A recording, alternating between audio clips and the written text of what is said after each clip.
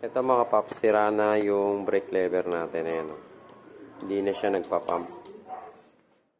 Ito, stock up na yung kanyang brake master.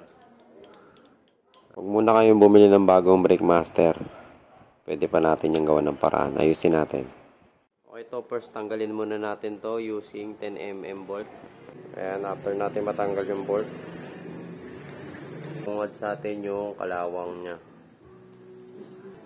Tanggalin natin yan using this plier. Snap ring plier. Ayan. After nating matanggal, pwede na natin siyang hugutin.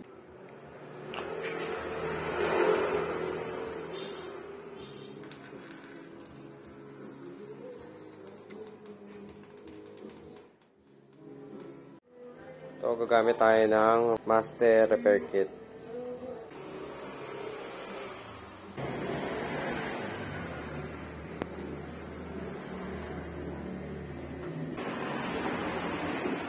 Snap ring. Yan, after nating mapasok.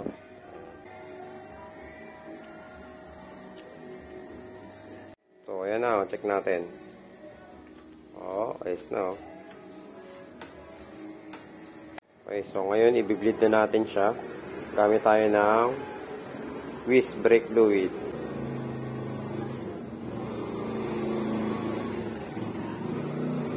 Ito yung bleeder valve natin mga paps. Diyan tayo magbi-bleed.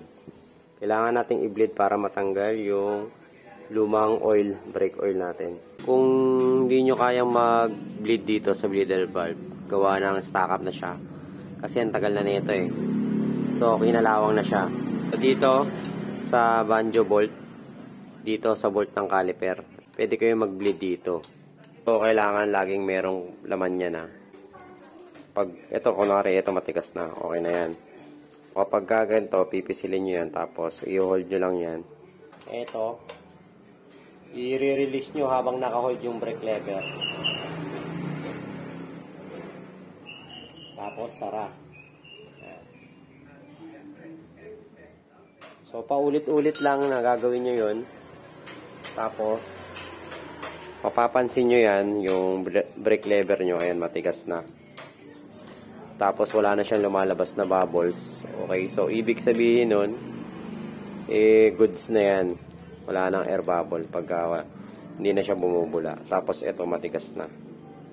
Yan, ganun lang mag-bleed. Testingin natin yung preno. Ayan, lakas na.